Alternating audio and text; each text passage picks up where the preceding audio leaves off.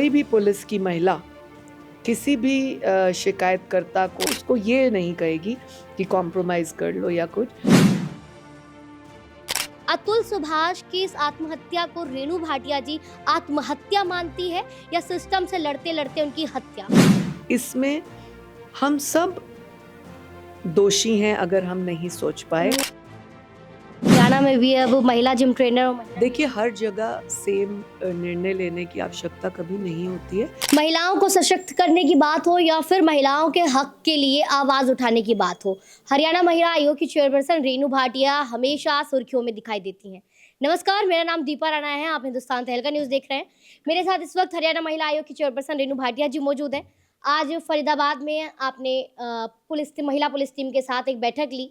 उस बैठक में कई विषयों पर बात हुई। सबसे पहले विषयों पर मैं आपका एक जवाब चाहूंगी। आपने बात की कि कई जो पीड़ित महिलाएं हैं वो पुलिस स्टेशन आती तो है, लेकिन कई बार ऐसा होता है कि दबाव बनाए जाने के कारण, महिला पुलिस टीम की तरफ से दबाव बनाए के जाने के कारण वो वापस चली जाती है और उनका केस वहीं के वहीं दफन हो जाता है। तो इसको किस तरीके से टैकल किया जा सके और कैसे ये मामला जो है आगे ना हो?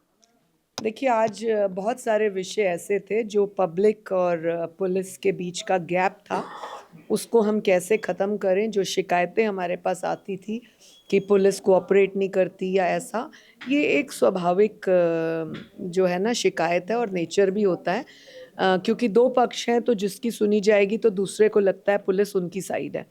लेकिन महिला आयोग दोनों पक्षों को ट्रांसपेरेंट तरीके से सुनता है और जहाँ पर अगर कभी हमें कोई इस तरह की बात करता भी है शिकायतकर्ता कि मुझे प्रेशर किया जा रहा है कि कॉम्प्रोमाइज़ करो, तो उस केस को हम पेंडिंग करते हैं और खुद सुनते हैं और उस ऑफिसर को बुलाते हैं जिसका नाम इस प्रेशर में आया होता है। तो आज एक एक से बात करने के बदले आज हमने सबको इकट्ठा बुलाकर अपने होम टाउन से मैंने ये शुरुआत की कि कोई भी पुलिस की महिला किसी भी शिकायतकर्ता को या प्रताड़ित को या जो भी उसके पास आता है विमेन क्राइम से रिलेटेड शिकायत लेकर, उसको ये नहीं कहेगी कि कॉम्प्रोमाइज़ कर लो या कुछ। काउंसलिंग जो हो रही है उसकी, उसमें वो समझ पाएँ, करना चाहें, नहीं करना चाहें, अपनी परिस्थिति को कम और अपनी तकलीफ़ को देखते हुए उनकी मर्ज़ी, अदरवाइज़ प्रेशर नहीं करना। मैम, जिस तरीके से महिलाओं के हक की आपने बात की, लेकिन अभी एक मामला जो है भारत के हर घर में पहुंचा है। बेंगलोर के एआई इंजीनियर अतुल सुभाष ने जिस तरीके से 24 पन्नों की उन्होंने एक सुसाइड नोट लिखा, 1.5 घंटे की उनकी वीडियो है और उन्होंने सिस्टम के सामने हार मानकर आत्महत्या कर ली। जिसके बाद सुप्रीम कोर्ट के जज जो है उन्होंने भी दहेज कानून पर चिंतन जताया है और आईपीसी की सेक्शन 498 पर उन्होंने कहा है कि ये जो दहेज कानून है वो आज के दिनों में कहीं ना कहीं ससुराल पक्ष से बदला लेने का कानून बन गया है। तो अतुल सुभाष की इस आत्महत्या को रेणु भाटिया जी आत्महत्या मानती है या सिस्टम से लड़ते लड़ते उनकी हत्या? देखिए, हमारा जीवन बड़ा अनमोल है। 84 लाख योनियों के बाद हमें जन्म मिलता है मानव योनि में। हमें उसकी कद्र करनी चाहिए। हमें कष्टों से जूझना, इसको अपने जीवन की एक प्रक्रिया बनाना चाहिए, क्योंकि ये जीवन ही दिन और रात से बना है, दुख और सुख से बना है, अमीर और गरीब से बना है। ऐसे जितने भी पर्यायवाची और अपोजिट शब्द हैं हर तरह के, इनसे हमारा जीवन बना है। और परमात्मा ने हमें सबसे खूबसूरत जो दी है वो काया दी है। उससे भी खूबसूरत और इम्पॉर्टेंट चीज़ दिमाग दिया है। किसी भी जानवर में ऐसा दिमाग नहीं होता कि वो इस तरह की स्मरण शक्ति, इस तरह की भाषा, इस तरह की सोच रख सके। हमें इन सब चीज़ों को ध्यान में रखते हुए अपना जीवन यापन करना चाहिए। ये सुभाष जी के लिए भी है। हमें खेद है, हमें दुख है कि वो इस तरह से अपनी जीवन लीला समाप्त करके चले गए, परंतु ये सबके लिए है, पुरुष महिला हर एक के लिए। और ये अननेसेसरली विषयों को अपने जीवन में लाना, दहेज क्या है, सामान क्या है, कोई चीज़, धन दौलत, ऐसी चीज़ें क्या है। जब कबीरदास जी ने ही इतने दोहों में अपने जतलाया है, समझाया है, ज्ञान दिया है कि कोई भी चीज़ आपके साथ नहीं जाएगी। हमें ये स्मरण रखना चाहिए हम कैसे आए थे और हम कैसे जाते हैं। ऐसा तो है नहीं कि कोई व्यक्ति पहली बार ये सुनेगा। हर एक को पता है जीवन कैसा होता है, पैदा कैसे होते हैं और जाना कैसे है। तो हमको महिलाओं को भी, पुरुषों को भी, परिवारों को भी इस चीज़ का स्मरण करके अपना जीवन यापन करना चाहिए। उन्होंने ऐसा कदम उठाया, ये दुखद है। इसमें हम सब दोषी हैं अगर हम नहीं सोच पाए। उन्होंने फैमिली कुछ कोर्ट के जज positive। पर भी आरोप लगाया। देखिए, जब इस तरह की हादसे होते हैं, जब इस तरह की घटनाएं घटती हैं और जब परिवारों में बिगड़ जाती है तो केवल एक ही चीज़ नज़र आती है और उसको कहते हैं दोष।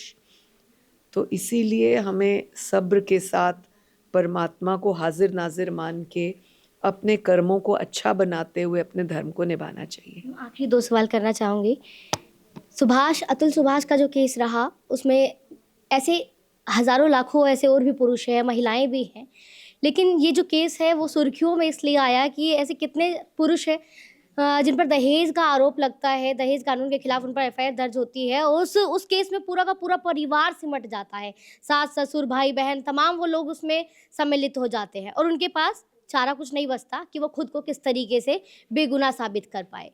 तो ऐसे केस में क्या कोई टर्निंग पॉइंट होना चाहिए? इसीलिए कहा जाता है कि बहुत सोच समझ के रिश्ते और फैसले दोनों चीज़ें करनी चाहिए।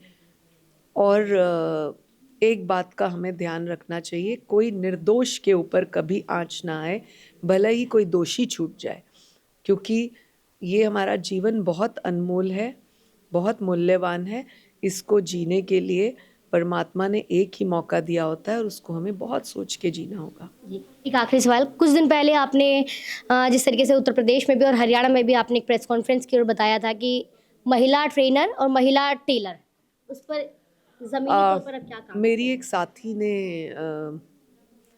दिया था ये बयान। यूपी के सर्कमस्टांसेस, माहौल और उसको देखते हुए उन्होंने ये बयान दिया, क्योंकि अभी हमारी नेशनल मीटिंग थी, उसमें भी उन्होंने कहा कि उनके पास शिकायतें आई थी, इसलिए उन्होंने ये फैसला लिया। परंतु मैं इसके साथ एक बात ऐड ऑन करना चाहूँगी, जब जहाँ जिस कानून की जिस निर्णय की आवश्यकता हो उसे हमें लेना चाहिए।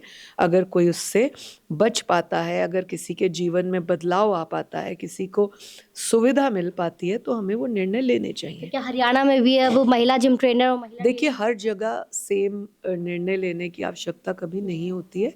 एक फॉर्मूला हमें सेट करना होगा कि जिम्स में या अन्य स्थानों पे हम पर्टिकुलर 2 पॉइंट कर देते हैं अगर, तो बाकी जगहों पे हमें बाकी चीज़ों के लिए भी सोचना होगा। अगर हम इस तरह से कहें तो फिर महिला और पुरुष एकदम अलग से भी हो जाएंगे। तो हम दोनों को, महिलाओं को और पुरुषों को, कामकाजी खास तौर पे एक दूसरे का सम्मान करते हुए काम करना चाहिए, ताकि इस तरह के रुकावट की, रोक टोक की नौबत ही ना आए, अगर हम अपनी मानसिकताओं को स्वच्छ रखते हैं। बहुत बहुत शुक्रिया बातचीत धन्यवाद। के लिए और वक्त देने के लिए। तो इस वक्त मेरे साथ खास बातचीत के लिए मौजूद रही हरियाणा महिला आयोग की चेयरपर्सन रेणु भाटिया जी, जिन्होंने आज महिला पुलिस टीम के साथ एक बैठक ली और साथ ही कई विषयों पर सटीक तरीके से अपना जवाब दिया। फिलहाल इन तमाम मुद्दों को लेकर और महिला पुलिस टीम और आम जनता के बीच के इस गैप को खत्म करने के लिए जो आज ये बैठक की गई, जो आज जवाब रेणु भाटिया जी की तरफ से दिया गया, उस पर आप क्या सोचते हैं, क्या कहना चाहेंगे? कमेंट करके आप अपनी राय जरूर दें और ऐसे ही तमाम खबरों के लिए, एक्सक्लूसिव इंटरव्यूज के लिए देखते रहिए हिंदुस्तान तहलका न्यूज़। जय हिंद, जय भारत।